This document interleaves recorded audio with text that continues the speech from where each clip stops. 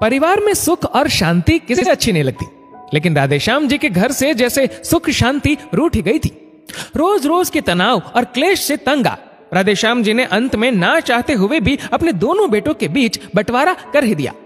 राधेश्याम जी के 2 बेटे थे, बड़ा सोहन और छोटा रोहन। सोहन की पत्नी रत्ना बहुत ही नेक दिल महिला थी। घर परिवार में सामंजस्य बिठाना उसे अच्छे से आता था। रत्ना की शादी के थोड़े समय बाद ही उसकी सास का निधन हो गया था। खुद नई बहू होने के बावजूद भी रत्ना ने अपने बिखरते हुए परिवार को बहुत अच्छे से संभाल लिया था। परिवार की स्थिति देख पढ़ी लिखी होकर भी जॉब नहीं की थी रत्ना ने। अपने ससुर जी का भी रत्ना बहुत ध्यान रखती। समय आने पे राधेश्याम जी ने अपने छोटे बेटे रोहन की शादी नीलम से कर दी। नीलम भी पढ़ी लिखी लड़की थी और सरकारी स्कूल में टीचर के पद पे थी। शुरू शुरू में तो सब ठीक था। रत्ना अपनी देवरानी को बहन समान रखती, लेकिन नीलम को अपनी नौकरी का बहुत घमंड था। उसे लगता कि वो तो कमाती है, फिर घर के कामों में क्यों सहयोग करे। रत्ना के बच्चे अभी छोटे थे, साथ में बुजुर्ग ससुर जी के भी ढेर सारे काम हो जाते थे। इसके साथ ही घर के काम भी होते थे जिन्हें रत्ना अकेली ही करती। जब कभी नीलम से सहयोग करने को रत्ना कहती तो नीलम लड़ाई शुरू कर देती। ऐसे ऐसे कड़वे बोल बोलती नीलम कि रत्ना रो देती। अपनी सीधी बहू का ये हाल देख राधेश्याम जी को बहुत दुख होता। इन सब से तंग आ राधेश्याम जी ने दोनों बेटों को घर का बंटवारा कर अलग कर दिया और खुद रत्ना और सोहन के साथ रहने लगे। रोहन और नीलम घर के पिछले हिस्से में रहते। अंधा क्या चाहे 2 आंखें, यही तो नीलम चाहती थी। अलग हो, अपने तरीके से रहना। रोहन को भी अपनी पत्नी का व्यवहार देख अलग रहना ही उचित लगा। अपनी नौकरी और सुंदरता का नीलम को इतना घमंड था कि रत्ना के कभी सामने पड़ने पर भी मुंह फेर लेती। कभी रत्ना कुछ पूछती तो रूखा सा 2 टुक जवाब दे देती। तंग आ रत्ना ने नीलम को टोकना भी छोड़ दिया। समय बीतता गया और कुछ समय बाद नीलम प्रेग्नेंट हो गई।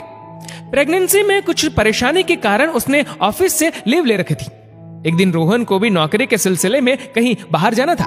नीलम, तुम अकेली इस हालत में कैसे रहोगी?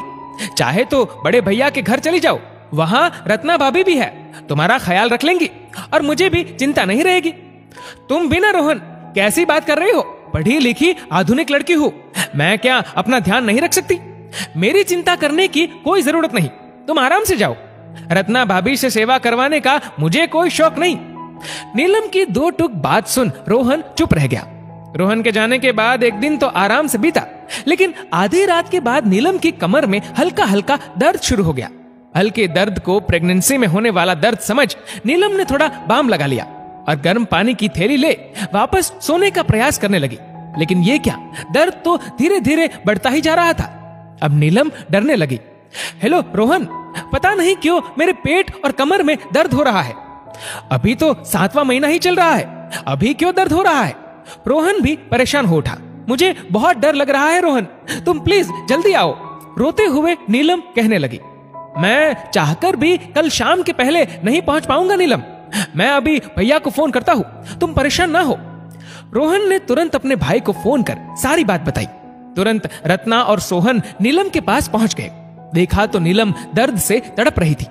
रत्ना को देख नीलम को बहुत तसल्ली मिली और अपनी जेठानी का हाथ थाम रोने लगी। परेशान ना हो नीलम, हम अभी डॉक्टर के पास चलते हैं, रत्ना ने नीलम को संभालते हुए कहा। तुरंत नीलम को हॉस्पिटल में एडमिट किया गया। पता चला नीलम को लेबर पेन शुरू हो गया था।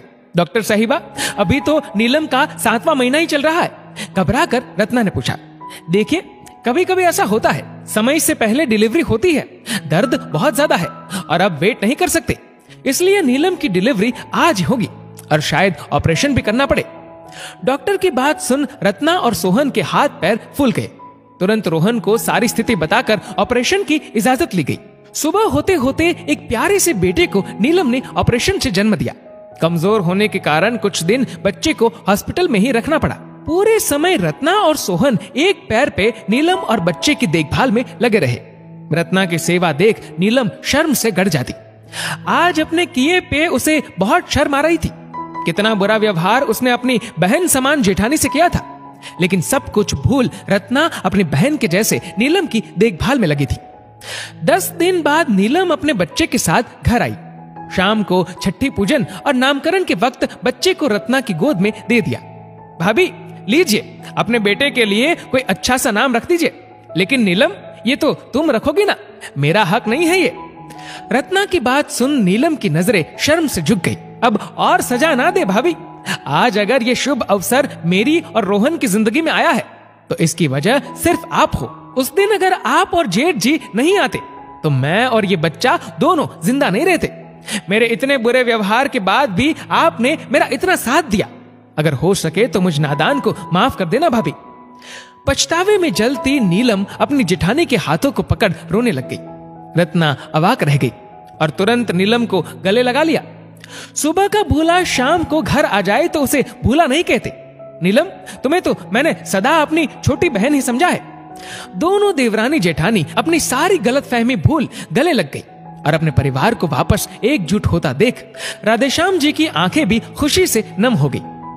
हर परिवार में कोई ज्यादा तो कोई कम कमाने वाला होता है।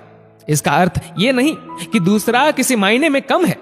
अगर घमंड ही करना है तो अपने नेक इरादों और संस्कारों का करे, ना कि धन और सुंदरता का, क्योंकि ये चीजें आज है कल नहीं। परिवार की खुशियां तो अच्छे संस्कारों से